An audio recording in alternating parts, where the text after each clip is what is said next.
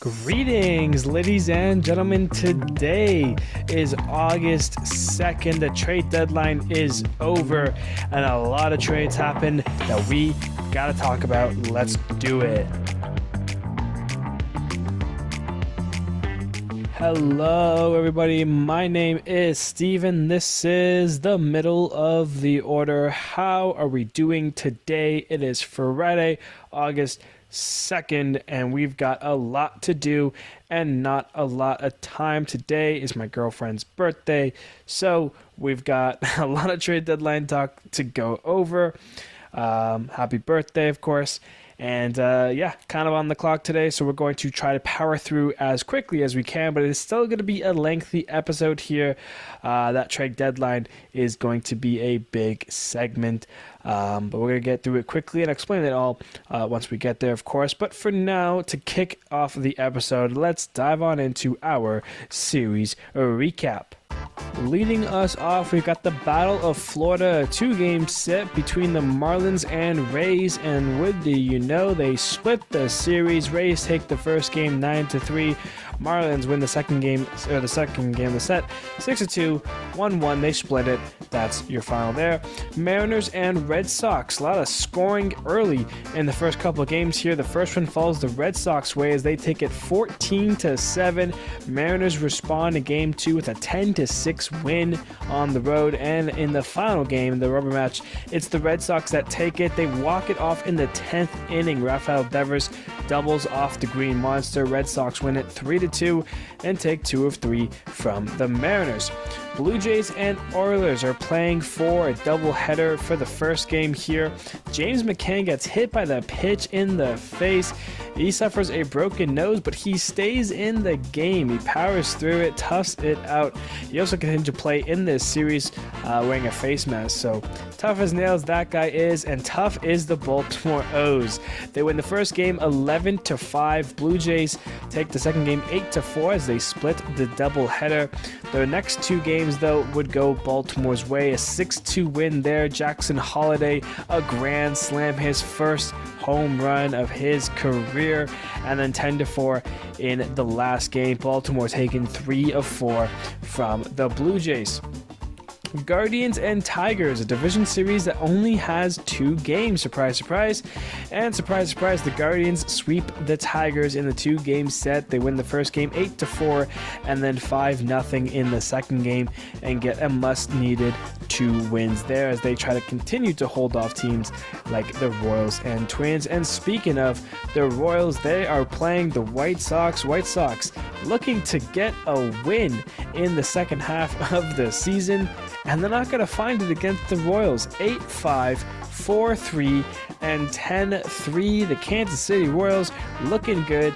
Yes, it's the White Sox, but they do sweep them, and they are still hot on the Guardians' trail here and trying to hold off for that wild card spot. A huge 3-game series win for the Royals. As now we look into a fun one, the Pirates and Astros, and the Pirates are not a team to be sleeping on these days. They come out to Houston and take the first 2 games of the series, 5-3 and 6-2 your final. The Astros do respond in the last game. They avoided the sweep and beat the Pirates 5-4, but still a very impressive showing from the Pittsburgh Pirates. We now look to Colorado and LA. The Rockies taking on the Angels here. Angels come off strong in the first game with a 10-7 win, but then things slip away for them during the rest of the week. A 2-1 Rockies win in game 2, and then a 5-4 Rockies win in game 3 as the Colorado Rockies take 2 of 3 from the Los Angeles Angels. Yankees and Phillies, what an absolutely amazing series this was to watch, especially if you were a Yankees fan. 14-4 in the first game, they come out strong. Then 7-6 in 12. That Yankees and Phillies game was a battle. The Yankees come away with it in the end. And in the last game, it's still New York, a 6-5 win as the Yankees sweep the Phillies. Very impressive stuff there from the Yankees. A new acquisition. Jazz Chisholm makes a big stride in this series and to begin his Yankee career. As we look now to the Twins and Mets, the Guardians were 2-0, Royals were 3-0. Can the Twins do the same? They could not. The Mets come out swinging big in the first game, a 15-2 final there. Then they hold off in the second game, win it 2-0 there. Mets looking strong. Twins, though, avoid the sweep, come away with the win in the last game, 8-3 your final. But the Mets, trying to fight a wild card spot, take 2 of 3 from the Twins. Braves and Brewers, two teams in the hunt for some postseason action come October. Brewers take the first game 8-3, but the Braves come out stronger in the next two games. They win it 5-1 and then 6-2 in the final game as the Atlanta Braves take 2 of 3 from your Brew Crew there. Rangers and Cardinals, first game, very simple, a 6-3 win from Texas. They look good in this one, but the second game, not so much. 8-1 Cardinals as Tommy Pham, new Cardinal, back with the team. He hits a grand slam, his first game back with the Cardinals after a long time apart from them. And then they come out in the third game and win it 10-1 as well. Cardinals outscore the Rangers in those last two games 18-2. Very impressive there as they take 2 of 3 from Texas. Cubs and Reds. This series was looking like a Cincinnati bloodbath as they took the first game 7-1 and the second game 6-3, but the Cubs put them on their brakes in the third game and avoid the sweep, a 13-4 win there. They salvage the series, but the Reds still take 2 of 3. Both these teams on the outside looking in for the postseason. Two teams who are both in trying to get one another out. The Dodgers and Padres played a 2-game set here. And talk about San Diego Magic, 6-5 win in the first game, down in the last inning, down to Jackson Merrill, a game-tying home run, and then Donovan Solano walks it off in the 10th, a huge comeback win for the Padres, and that carried momentum into the next game as they beat the Dodgers 8-1. They take the 2-game series sweep and have officially won their season series against the Dodgers for the first time in over 10 years. Big stuff there from the Padres. Nationals and D-backs, a great series for the D-backs here as they hunt a wild card spot. First and foremost, they needed a lot of runs in this first game, 5 runs to be exact in the 9th inning, and they got those 5 runs at 8-4 to 9-8 win for the Diamondbacks. Corbin Carroll, the pinch hit walk-off home run. The D-backs score 5 to win it 9-8. Then the second game, it's Eugenio Suarez who hits 3 home runs in the game as the D-backs blank the Nats and score 17 runs in the process. Good God, 17-0 there. And in the final, it's a 5-4 win for the D-backs as they sweep the Nationals and take all 3 games of the set there. As we move lastly to the A's and the Giants, that Bay Coast series. Oakland takes the first game 5-2. San Francisco takes the other one 1-0. They split their 2-game set, 1 each, and that, of course, is your series recap. All right. Game of the week time, and there are so many good ones. The D-backs, a 5-run comeback in the 9th.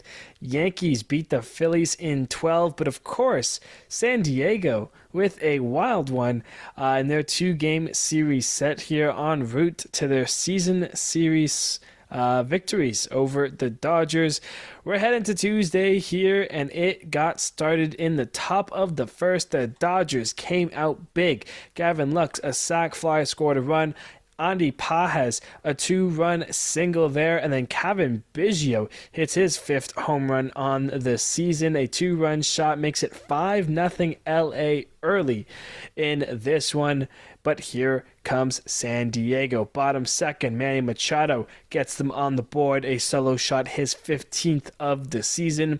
Then the bottom of the third, Jurickson Profar, he'll single in a run. And then Jake Cronenworth doubles in a run. It is now 5-3 San Diego as they start their charge to the comeback. It'd be pretty much zeros throughout until the 9th inning, where it would be Manny Machado who homers in this one again, his second of the game, his 16th on the season. That made it 5-4, and then it was Jackson Merrill, the game-tying home run, 5-5, and all of a sudden things are looking up for San Diego. Merrill's 13th of the season.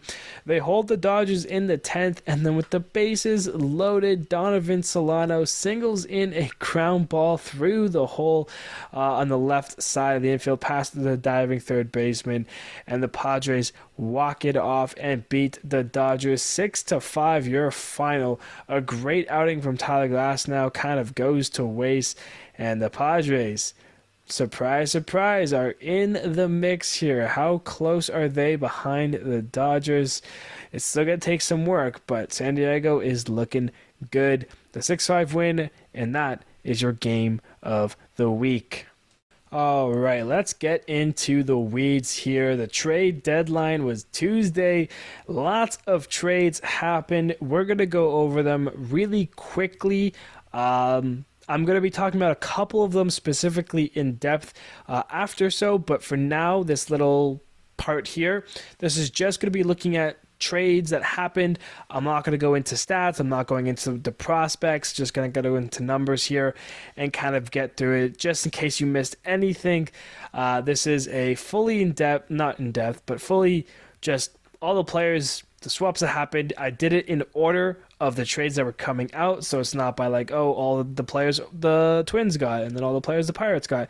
It's just going to be, hey, this was the now news, and I was there with my computer. I'm like, all right, write that down, and so forth and so forth. So let's dive on in, get through this part here, and then we'll go through a couple of them, the bigger ones, I would say, in depth coming up here. So to start, the Mariners got Justin Turner for the Blue Jays in exchange from an outfielding prospect, RJ Schreck.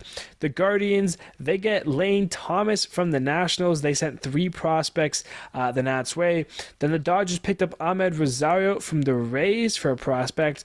Pirates, they get Jalen Beeks from the Rockies for a left-handed pitcher prospect there. This was kind of a big one. The Brewers got Frankie Montas from the Reds. Joey Weimer and Jacob Junis head Cincy's way. So a little in-division trade there. Kind of a big one there. Another kind of big one, the Braves got their 2021 World Series MVP back, Jorge Soler and Luke Jackson back, both coming from the Giants in exchange for Tyler Matzik, an infielder, a prospect as well. Those ones are always the real ones because Braves are competing. Obviously, Giants can be competing. You send away your power bat and a relief pitcher for a much better relief pitcher in Matzik, but still, that one's an interesting one. The Yankees got Mark Leiter Jr. from the Cubs in exchange for 2 prospects. The Red Sox then picked up Lucas Sims from the Cincinnati Reds in exchange for a prospect. The O's got Trevor Rogers from the Marlins in exchange for Connor Noby and Kyle Stowers. Marlins sold a lot of players, made a lot of trades. I think this was one of their better ones, Connor Noby and Kyle Stowers, 2 guys in the O's farm system, notable guys. So I think Marlins did a nice one on that trade there. D-backs, they got Josh Bell from the Marlins in exchange for some cash considerations, kind of just buying him off. Of course, we'll know soon enough why they ended up getting Josh Bell in the trades during the injury update part. The Guardians then went out to get Alex Cobb from the Giants in exchange for a prospect and a player to be named later, so essentially 2 players. Then the Royals got a little interesting. They got Lucas Ursig from the A's for 3 prospects, and then Paul DeJong from the White Sox in exchange from a prospect. A couple of things that happened there. The Mets then got Paul Blackburn from the A's in exchange for a prospect. Astros got Caleb Ferguson from the Yankees. The Yankees got Kelly Austin, a right-handed pitcher, as well as some international bonus pool money in that deal. Twins pick up Trevor Richards from the Blue Jays in exchange for a prospect there. The Rangers got Andrew Chafin from the Tigers, who get 2 prospects back from Texas. Then the Pirates did a couple of moves here. They got Brian De La Cruz in exchange for 2 prospects back to Miami. And then they also picked up IKF, Isaiah Kanafalefa, from the Blue Jays and sent back a prospect their way. The Mets get Huascar Brezoban. I always forget how to pronounce his name. The Marlins got a prospect back for him. Then the O's get an Eloy Jimenez from the White Sox. That's an interesting one there. They sent a prospect back and are also picking up a good chunk of his salary. Then the Dodgers, they got KK from the Blue Jays, Kevin Kiermaier in his last season as he'll be retiring. And sent Ryan Yarbrough back to Toronto's way, so probably just to eat up some innings to get through the rest of this season. The Padres got Martin Perez from the Pirates in exchange for a prospect, left-handed pitcher there. Tanner Banks goes from the White Sox to Philadelphia in exchange for a prospect. Then the Orioles get kind of some relief help. They go get Gregory Soto from the Phillies in exchange for right-handed pitcher Seth Johnson prospect there. The Giants getting a little frisky and adding Mark Canha from the Tigers in exchange for a prospect. Then the O's, they keep adding. They go get Austin Slater and a prospect, Levan Soto, I believe. Not sure if he's a prospect or not, to be honest with you. And they send cash to Cincinnati for those two guys there. Then the D-backs, they get to add Dylan Floral from the Nationals, who get a prospect to him. And then the Yankees picked up Enyel De Los Santos and Thomas Balaboni Jr. The Padres get in an outfield prospect in exchange for those two guys from New York. And to finish things off, the Red Sox picked up Luis Garcia for the Angels and sent 4 prospects their way back. I'm assuming nothing too notable there. But those were all the trades that happened kind of on the lower end of things. But we'll move in to the bigger ones here and talk about some of those ones. Before we do that, though, a couple winners and losers I want to mention. The winners, Baltimore, I think, is a big winner. They added a bunch of pieces. It's kind of connecting what you have to do. Dodgers are a big winner, and we'll see why in a second. Excuse me. Whoa. I think the Padres had a really good deadline as well. They added to their bullpen in a big way and added a couple other pieces as a whole. The Marlins and Blue Jays, I guess, are the big winners on the seller's side. Obviously, they lost a lot of their major league talent, but the prospects in the farm systems and players they got back, I think will help both teams out in the near future. And of course, Blue Jays are trying to retool. Marlins, I think, are going to look for more of a hard, scrappy rebuild. So Sandy Alcantara next year, who knows there. Losers, I think the Astros are a loser, and we'll find out why soon enough. But I think the Astros had a horrendous deadline that fans aren't too happy about. White Sox, you're kind of a loser because you sold off some guys but also kept others, and that doesn't make sense to me. So we'll figure that out. What happened to train Garrett Crochet, kind of the big name? He's staying put, and will stay as a White Sox. Of course, that's partially his and his agent's fault, but soon enough we'll figure it out. And then I feel like everyone else had a pretty solid deadline. The teams that were competing, Red Sox did some adding, Brewers added a little bit. Pirates, they added De La Cruz and IKF. You'd like to see a bigger name than those two, but maybe the Pirates can compete with the help of Paul Skeens. But yeah, that is your trade deadline review here, at least some of the minor ones. But on to the bigger ones that happened here. The first big one pretty much happened as soon as I finished recording the episode on Friday. It was a 3-team trade between the Cardinals, Dodgers, and the White Sox. The Cardinals, they get 2 players from the White Sox, Eric Fedde and Tommy Pham. The Dodgers get Michael Kopech from the White Sox, but also get Tommy Edman from the Cardinals. The White Sox, they get Miguel Vargas from the Dodgers, a young player in their system who's, not in the system, he's been playing in the Major League team. They also get 3 prospects from the teams as well, as this deal kind of started to shake up trade deadline and get the oven turned on to 11. Cardinals, I think, are big winners in this trade. Eric Fedde's been doing really well. They add some starting pitching depth there. Tommy Pham, as I mentioned in the series recap, he had a grand slam back with the Cardinals. Of course, he spent his early days of his career with the Cardinals before team hopping to teams like the Rays and there's plenty of teams that Tommy Flaherty has jumped into, but is back with St. Louis and has already made a nice impact there as the Cardinals try to go for things, either chase down the Brewers for the division or try to move their way up the wild card standings there. Dodgers, they've kind of always really wanted Tommy Edman, and the Dodgers are kind of doing this thing where they're getting guys for position versatility. Ahmed Rosario, they also picked up at the deadline here. Tommy can play second. He can play short. He can play anywhere in the outfield. The same can be said with Mookie. He can play short when he's healthy. Second, right field, center field. It's all going to be about how Dave Roberts wants to utilize his players. It's like, oh, today Tommy Edman's going to be at second, Mookie's at short, and then the next day they're going to switch. That's not going to be the case, really. But I think once Betts healthy, Dave's going to have to decide really on what kind of lineup he wants to be setting up on the day-to-day here. But in the end, they also had Michael Kopech as well for the bullpen, and I think that's a great move. Michael Kopech, we've seen him at his best. We've seen him at his worst. I would take him. When he's good and his fastball is electric and his slider is good, it's gross. And it's definitely going to be a big help for the Dodgers here as they continue their all-out push for postseason and, anything that comes beyond that. The next big one here. I say big, and it's really for the Blue Jays here. Blue Jays and Astros made a trade here. The Astros got Yusei Kikuchi. This was something that people were expecting. It made some sense. But what they sent the Blue Jays' way, people were not happy. And by people, I mean Astros fans.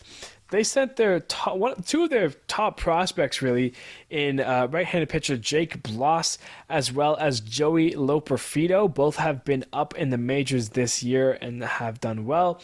And they also sent an infielder prospect by the name Will Wagner.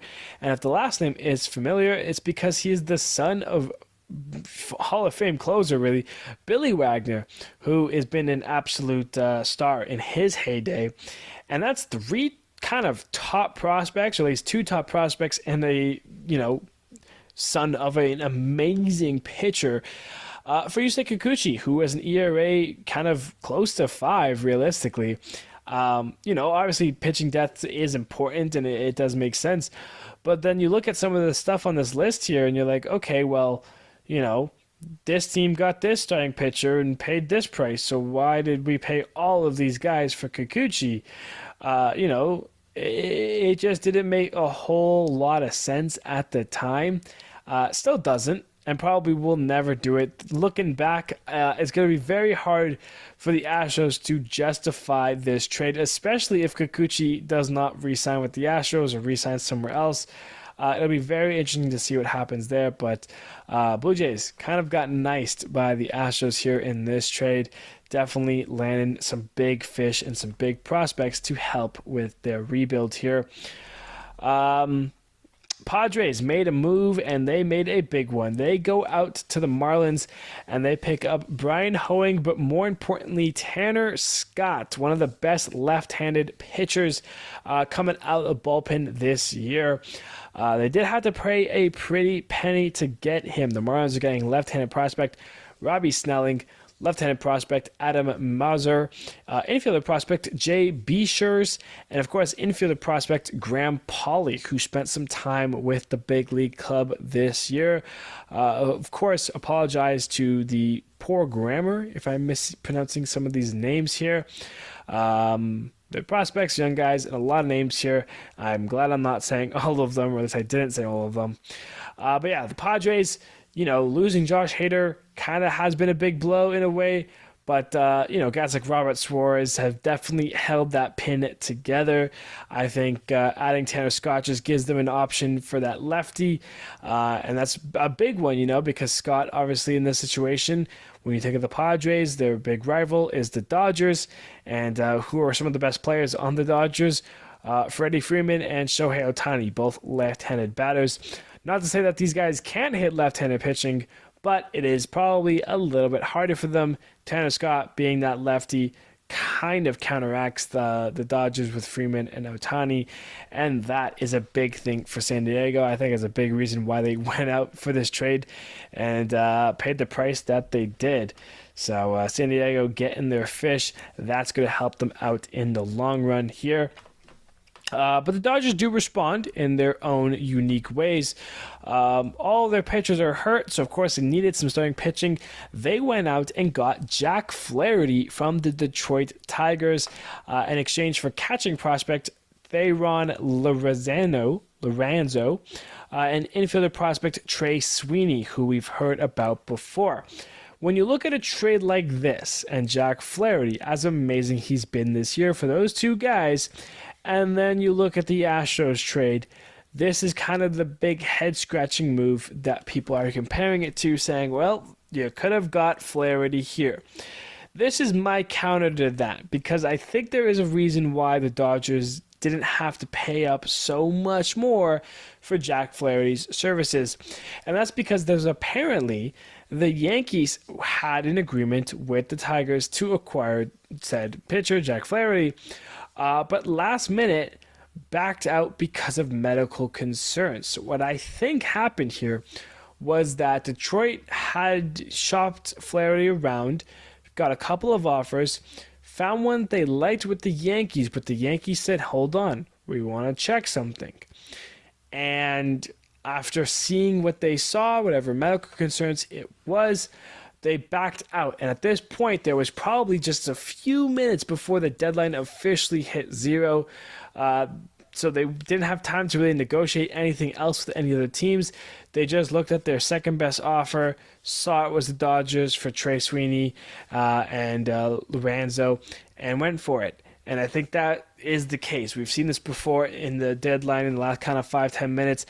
GMs send a little bit more extra just because they want to make sure they get their guy before the clock strikes zero. And I think this is one of those situations here for the Tigers. The clock struck zero. They needed to make the move. They wanted to get rid of Flaherty and then ended up shipping him for the Dodgers. Do I think that the Tigers could have got more than what they did? 100%. Jack Flaherty has been amazing this year. Do I understand why they only got what they got and the Dodgers kind of won this trade? Yeah, 100%. They kind of messed up here, and it's going to hurt them in the end here. Last trade here, really quickly to mention that isn't that big, but I thought it would be something worth noting here.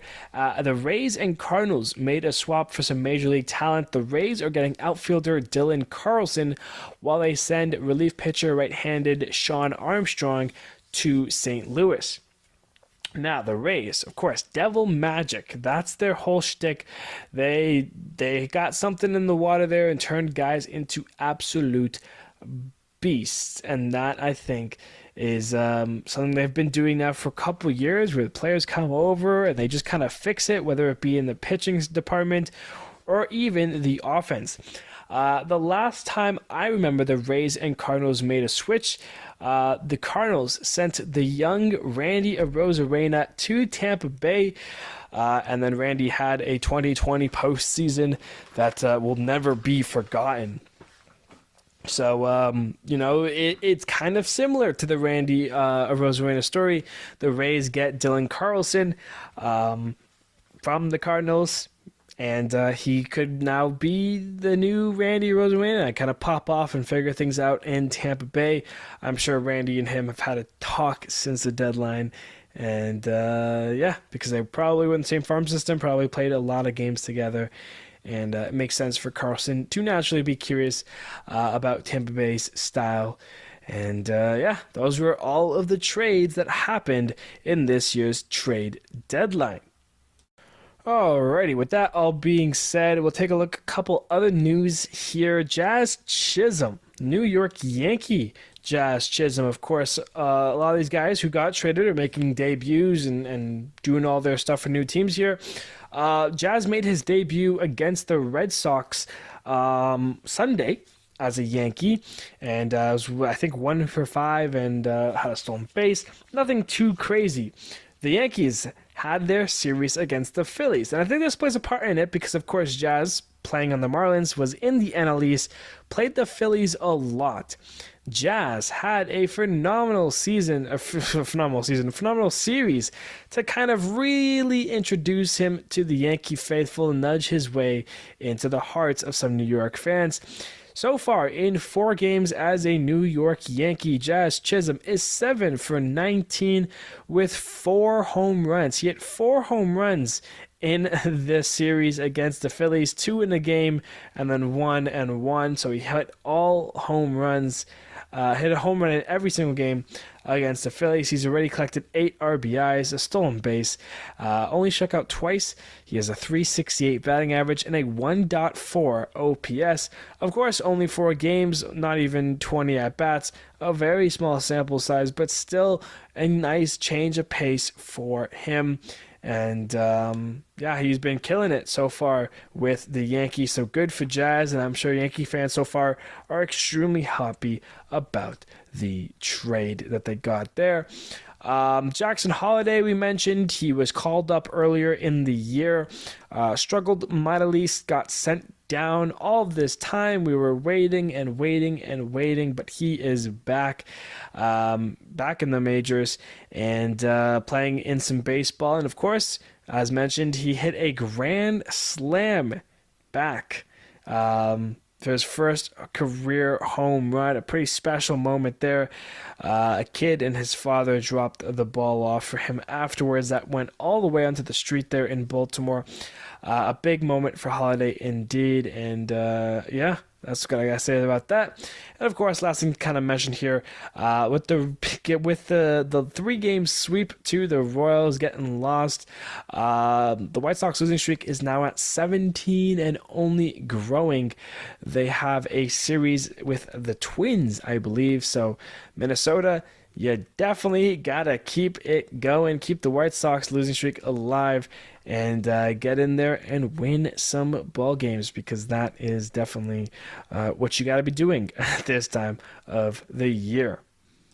All right, baseball news is done, so let's take a look at the other stuff that we got as our usual podcast here. Injury updates to go over here. A couple of big ones, starting off with Christian Walker as he lands on the IL for the D-backs with a left oblique strain. Part of the reason they went out and traded for Josh Bell. Mike Trout, unfortunately, has a season-ending injury, another meniscus tear for him. All the best, Mike Trout. We miss seeing you play the game of baseball that you love so much. And that's a tough blow there for Angels fans. Lance Lynn for the Cardinals ends up on the 15-day IL with a right knee inflammation.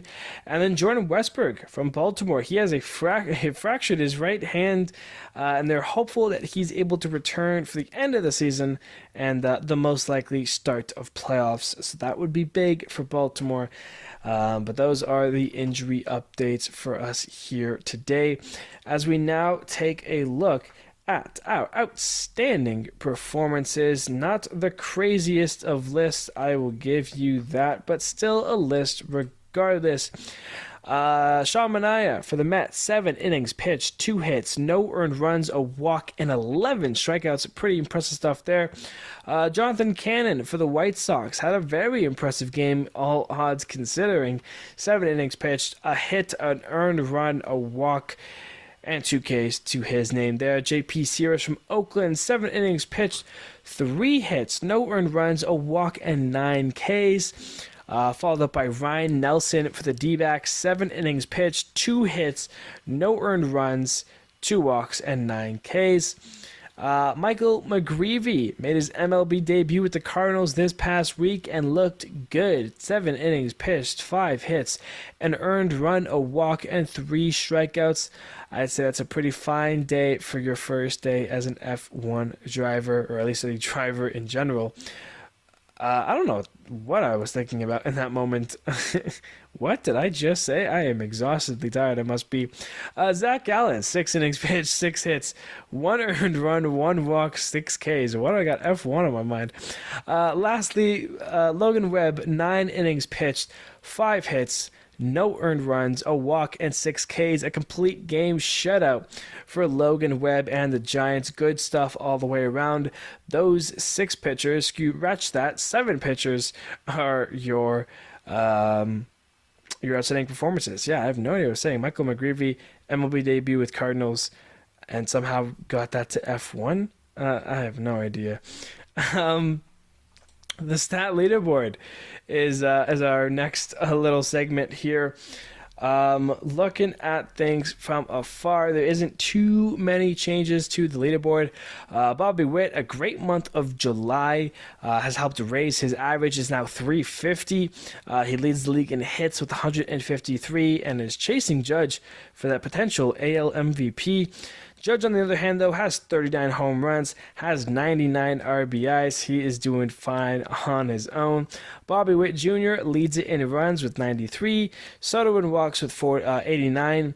Ellie De La Cruz, 55 stolen bases. OPS is Aaron Judge, a 1.136. Wins for the pitchers. It is Chris Sale, Seth Lugo, and Grayson Rodriguez all tied with 13. New leader in ERA, it's Tarek Skubal, 2.35, and is doing well there. Dylan Cease still leads in strikeouts with 174. And then for the saves, it is Ryan Helsley and now Emmanuel Clase with 33 apiece. Good stuff all the way around for our stat leaderboard. Alrighty, here, let's get things kind of in our closing state here. The upcoming series for the weekend set here, starting things off, the Blue Jays are in New York to take on the Yankees. The Orioles are in Cleveland taking on the Guardians. That's a great series to watch. Two of the best teams in the AL record-wise face off head-to-head. Tune in to those games. That's stuff there. Royals and Tigers. White Sox at Twins. Can the White Sox keep their losing streak going or not? Red Sox at Rangers could be fun. Rays at Astros. Dodgers at A's. Phillies at Mariners. Mets at Angels. Marlins at Braves. Brewers and Nationals. Cardinals at Cubs. Giants at Reds, D-backs at Pirates could be sneaky good watch. And we round it off with the Rockies and the Padres. Keep an eye out on that D-backs and Padres series. Nope, D-backs and Pirates series. Let's get into our playoff predictor now and end off today's episode. So looking at the predictor, Twins in the 6 seed taking on the Astros in the 3. Astros beat the Twins. Royals and Yankees for the other wild card series. Royals at 5, Yankees and the 4 seed. The Yankees move on there. So we have the Astros and the Orioles and the Yankees and the Guardians. The Astros beat the O's. Yankees beat the Guardians. So a couple of upsets there, as our ALCS matchup is between the Yankees and the Astros. And it is the New York Yankees upsetting the Astros, getting the win finally against them in the postseason and heading to the World Series. On the NL side of things, D-backs in the 6 seed, Brewers in the 3, Padres in the 5 seed, Braves in the 4, and we got a couple of upsets.